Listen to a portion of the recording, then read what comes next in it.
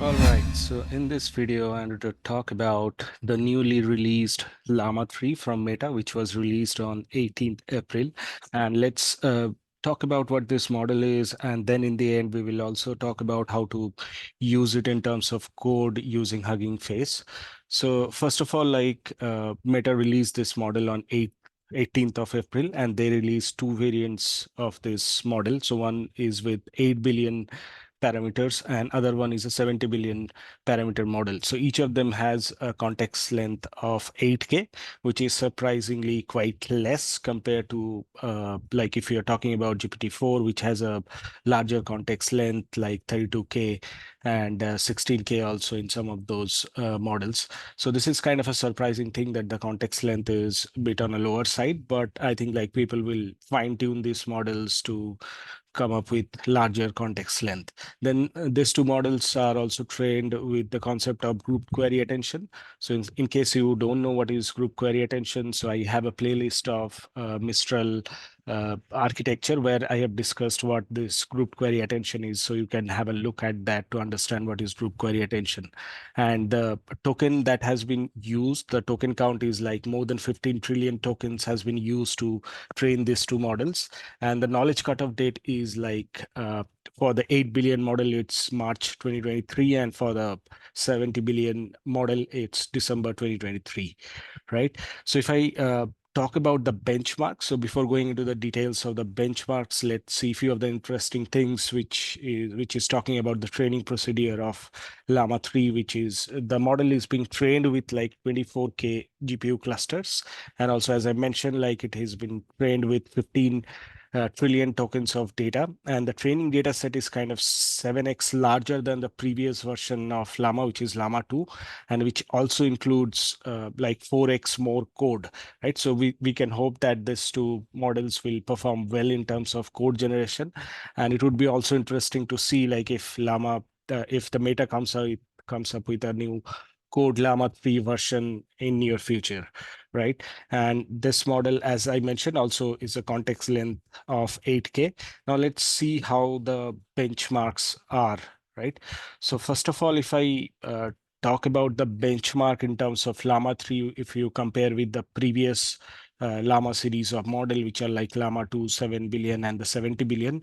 And the benchmarks are like MMLU or the GSM 8K. So you can straight away see that the Llama 3 8 billion model, which is also we are talking about the instruction tuned models, right? Which people will generally use more rather than the base model. So because the instruction fine tuned model generally performs well compared with the base models. So you can see the Llama 3 8 billion models on this several benchmarks is performing very good, and it is actually beating the previous largest model. So which is kind of interesting that the new version of Llama 3, the lowest model in terms of parameter is kind of beating the previous highest parameter model, right? So you can see like the GSM 8K is like 79.6, and with Llama 270 billion, it was like 57.5, right? And also like few of the other benchmarks like math. So it is performing quite well compared to the previous Llama 270 billion model. Right now, comparing this Llama 3 with the other open source model first, like you can see, if I compare with the newly launched Gima 7B, which is a model that is coming from Google, that it is kind of beating it hands down. And also, if you compare with another open source model, which is Mistral 7B Instruct, so it is kind of beating that also. And as I mentioned, like the GSM 8K is kind of double if you compare with the Gima 7B Instruct and the Mistral 7B Instruct, right? And if you talk about and compare this Meta Llama 3 with the proprietary models like Gemini Pro 1.5 or the Claude 3 Sonnet models, so there also you can see this benchmarks are quite better than this too, right? right? Now, coming to the few of the restrictions that has been published in their recent blog post of Llama 3, that this model is you cannot use Llama 2 to kind of generate the data, then fine tune any other models, right? Which is kind of a bit disappointing because generally people use any models to come up with a better data set, which they can use either for supervised fine tuning or the RLHF part, but the Meta has mentioned that you cannot do that using the Llama 3, right? And also they have mentioned if your monthly users, like for the preceding month, calendar month is like greater than 700 million, then you have to take a license from Meta to continue using this model, right? This kind of raise a question like whether these models are actually open source or open weights. So that we need to think about more, right? Then coming to the other model, which Meta has mentioned that they are still training, which is like a 400 billion plus parameter model. This is based on a checkpoint which was done on April 15, 2024. You can see that the benchmarks are quite good, and it is actually comparable with the GPT-4 benchmarks. And they are still training it, and they will probably launch it in near future, right?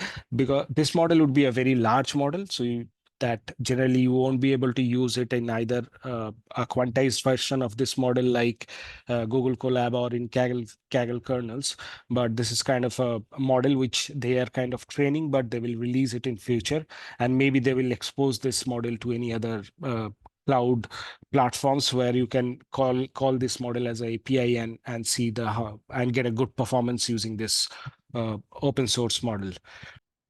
Okay, now let's talk about how you can use Llama 3 with the help of Hugging Face and how you can write some code to do some pass a prompt and then ask Llama 3 to generate the output. Okay, so before coming into the coding part, what you need to do is you need to raise an access to get an approval for using this model. So what you need to do is you need to go to this URL and then fill up a form which will be available in the below section, which I have filled up and then I got the access. So that's why that form is not visible in this page. But to get the access of this model, you need to go to this URL, then mention your name, email IDs, your affiliations. Once you mention that, then I think within 2-3 hours, you will get the access of this model, right? So I will use the Google Colab free-tier notebook to use this Llama 3 instruction fine-tuned 8 billion model and see how this is done in terms of code, right? So first of all, you need to get your Hugging Face key. So what you can do is in your collab is you can go to the secret section, and then there you can create a new secret where you can name it as HF token and then paste the token here, and then you can start using in your code. And after once you do that, then using this user.get and then the name of that secret, you can load it to your OS environment variables, and then you can start using it. So after that, like few of the regular installations, then this is where I have started writing the code. So you can see like this is where I have created a Hugging Face pipeline where uh, the task of this pipeline is to generate text. So that's why the text generation is one of the parameter. Then I have mentioned the model, and these are the model quirks, the keyword arguments, right? Where I am mentioning that to load the model, the torch D type is like bfloat 16, and the quantization config, I have mentioning that load the model in 4-bit quantization. So that I am equals to mentioning as true. And also you need to mention this low CPU memory usage equals to true to work this model well in the free tier of Google Colab.